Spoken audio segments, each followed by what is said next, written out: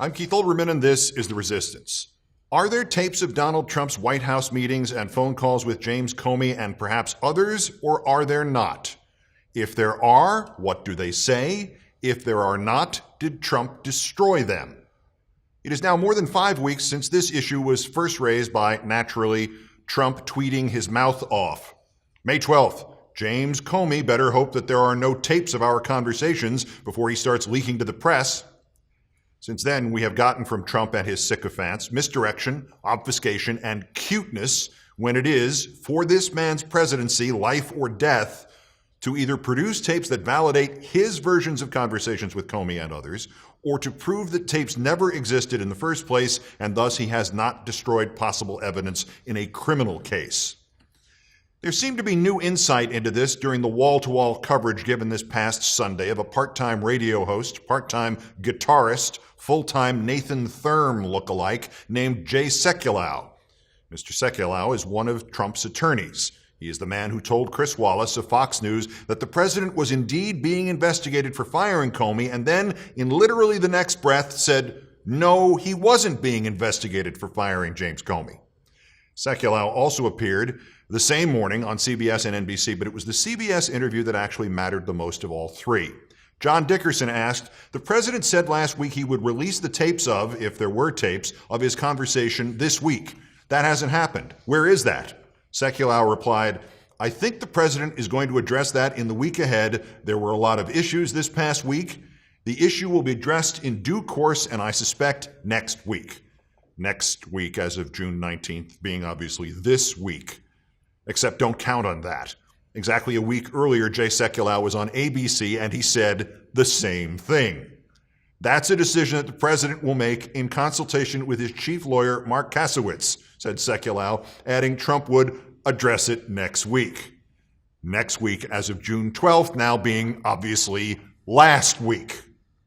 Suggesting that next week, as of June 19th, actually means next week. I'm just going to say this next week part again. Thus is the Trump gang continuing to kick the can down the road on the issue of just confirming or denying that there are tapes.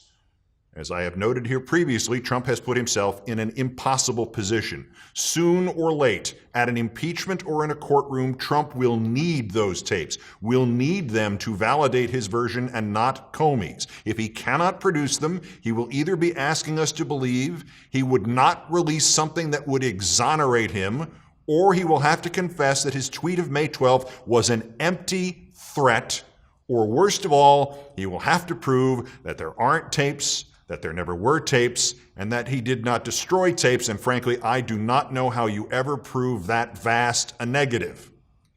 Just to put a time frame to this, the House Intelligence Committee had given Trump until this Friday to voluntarily turn over any tapes.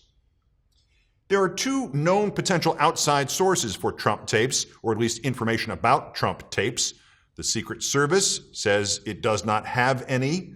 This was in reply to a Freedom of Information Act request by the Wall Street Journal. Then there is the long-standing assumption that for security reasons, all phone calls to the White House, no matter who the president is, are automatically recorded in case somebody makes a threat. Is that true? Is it also done for outgoing calls? If there are recordings, are they kept? Is there a tape of the March 30th call in which Comey claims Trump talked about the cloud he was under and pushed him to publicly clear him about Russia?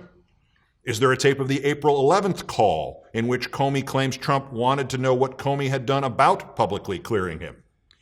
Depending on the language used, tapes of either of those phone calls could be submitted as evidence of Trump trying to obstruct the FBI investigation and thus to obstruct justice, or even of Trump threatening Comey, or of him trying to induce Comey to lie. We only know that the Secret Service says they don't have any recordings. We only know that 2 weeks ago Trump said we'd soon find out and be disappointed by the answer. We only know that this goober Sekulow has now gone on talk shows on consecutive Sundays and predicted resolution next week, leading me to wonder if Sekulow is now not in fact an actual person, but is himself simply a recording. But there is another way to clear this up, at least in part, and I hardly think I'm the first person to realize this.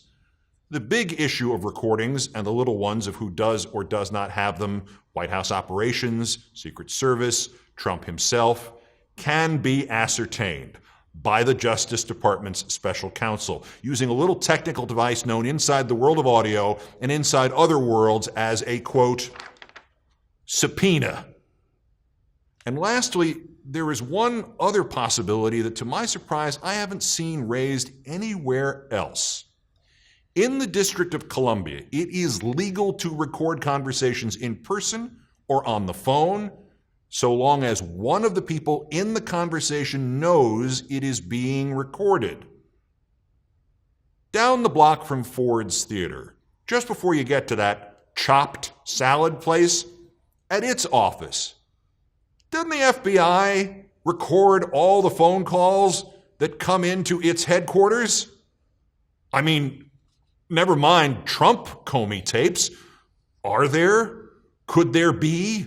Legally, can there be FBI Comey tapes? Resist. Peace.